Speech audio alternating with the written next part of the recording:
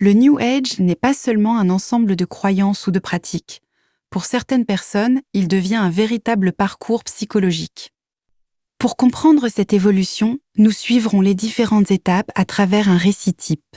Il ne raconte pas l'histoire d'une personne en particulier, mais rassemble des expériences fréquemment rapportées par celles et ceux qui ont traversé ce parcours.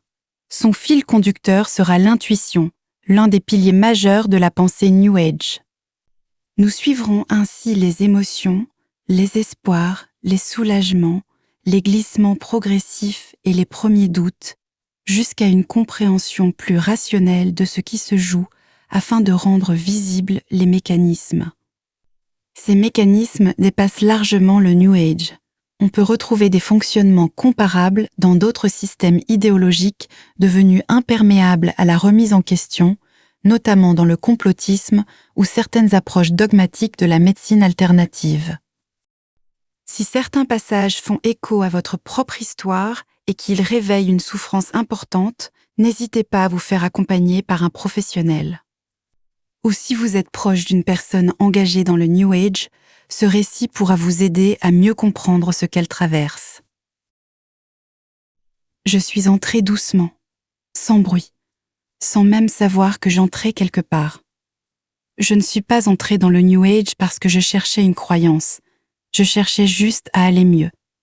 Au départ, je consultais simplement une cartomancienne de temps en temps. Elle ne me prédisait pas seulement l'avenir. Elle mettait des mots sur ce que je vivais. Elle me disait que si je doutais trop, ce n'était pas un défaut, c'était un signe. Je n'étais pas perdue. J'étais déjà en chemin. Et ça m'a fait du bien. Pour la première fois, je n'avais plus l'impression d'avoir un problème. Mon doute devenait presque une qualité, ma sensibilité aussi. Puis, je suis tombée sur des vidéos qui parlaient d'intuition. Quand j'ai entendu ce mot, quelque chose s'est apaisé en moi. On me disait que je pouvais faire confiance à ce que je ressentais, que mon corps savait, que mon intuition était plus juste que mon mental. Au début, ces croyances m'ont fait du bien. Elles donnaient un sens à ce que je vivais. Elles apaisaient mes peurs. Je ne les voyais pas comme un système de croyances, mais comme une autre façon de comprendre la vie. Et, sans m'en rendre compte, j'ai commencé à me méfier de mes propres pensées. Je voulais être alignée, claire, fluide. Je voulais devenir clairvoyante. Alors, quand un doute apparaissait, je le faisais taire. Quand une hésitation persistait, je pensais simplement que je n'étais pas encore assez avancée.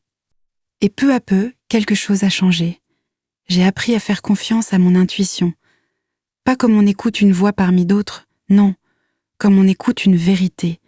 L'intuition était la voix de l'âme. Le mental était rempli de peur, de conditionnements et d'illusions. Si je doutais, c'était mon ego. Si je réfléchissais trop, c'était mon mental. Mon regard sur les autres a changé lui aussi. Je me sentais pas supérieure, mais différente. J'avais l'impression d'avoir découvert quelque chose que beaucoup ne voyaient pas encore. Ceux qui avaient besoin de preuves me semblaient enfermés dans leur mental. Les discussions devenaient plus difficiles. Et puis, tout s'est mis à avoir une signification. Les rencontres, les ruptures, les douleurs, les synchronicités. Je cherchais des signes, et plus je les cherchais, plus j'en trouvais. Le hasard disparaissait, même la souffrance devenait rassurante. Elle me confirmait que j'étais sur le bon chemin. À partir de là, ce n'était plus seulement mes croyances qui avaient changé, c'était toute ma vie. J'ai quitté mon métier de comptable. Je croyais avoir trouvé ma mission de vie. Je donnais des séances de Reiki. Petit à petit, mes centres d'intérêt ont changé. Le sport, le cinéma, les spectacles, tout cela me semblait appartenir au système, à la matrice. Mes journées étaient rythmées par les signes, la méditation, le yoga, les oracles, le pendule. Tout tournait autour de la spiritualité, plus rien n'existait en dehors. Je me levais dedans, je respirais dedans, chaque minute, chaque seconde, ça prenait toute la place. Au moindre trouble, recouvrir, faire taire. Je qualifiais instantanément de mental quiconque me contredisait pour surtout ne pas me remettre en question. C'est ce que je qualifiais l'alignement. Je croyais être dans une conscience supérieure, dans un monde divisé en deux camps, avec les autres qui sont dans une conscience inférieure. Et c'est ce que je qualifiais de connexion à mon âme. Je me suis définitivement éloignée de certains amis et de certains membres de ma famille. Je pensais que nous n'étions plus du tout sur la même longueur d'onde. Et ça, c'est un signe d'éveil spirituel. Je me suis entourée exclusivement de personnes qui partageaient les mêmes croyances avec les mêmes mots, les mêmes certitudes, les mêmes grilles de lecture du monde. Sans m'en rendre compte, la spiritualité était devenue mon identité. Je n'étais plus seulement quelqu'un qui croyait au Reiki ou aux signes. J'étais une personne éveillée, intuitive, spirituelle. Toute ma vie reposait sur cette image. En réalité, je ne laissais plus rien vivre. Et pour que rien ne s'effondre, j'ai tout figé. Je ne me suis pas élevée, je me suis enfermée.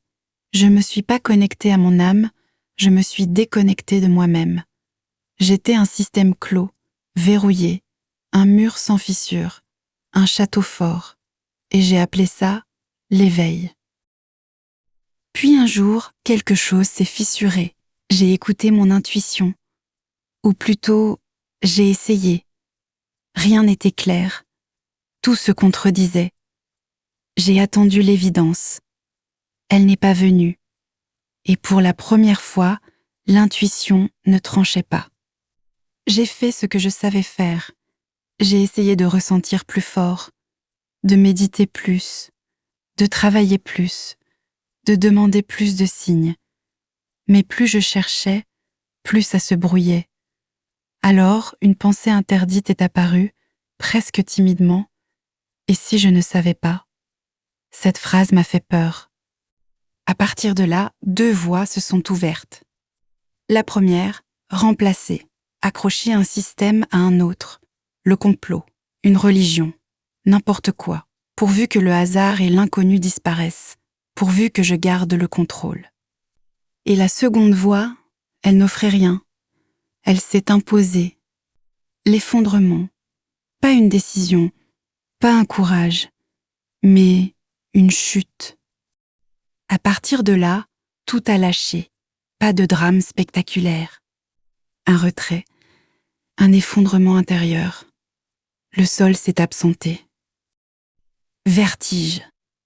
Plus rien à quoi me tenir. Plus rien à croire. Plus rien à raconter pour faire tenir l'ensemble. Les certitudes ont cédé, l'identité avec elles.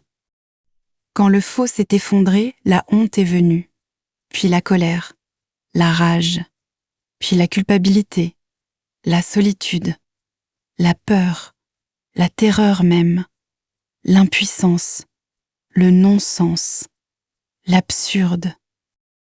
Je ne contrôle plus rien. Mais alors, qui suis-je? Au secours, mais que m'arrive-t-il? Je deviens folle. Et tout ça dans le désordre, sans logique, chaotique. J'ai plongé dans mes zones d'ombre, avec des tas d'émotions qui m'ont submergé tel un barrage qui craque. L'effondrement était un enfer émotionnel, mais avec lui, autre chose est tombée, mes illusions. Pendant des années, j'avais cru que tout avait un sens, que rien n'arrivait par hasard, que mon intuition était la voix de mon âme, que vibrer haut me protégeait, que comprendre la vie me permettrait de mieux la maîtriser.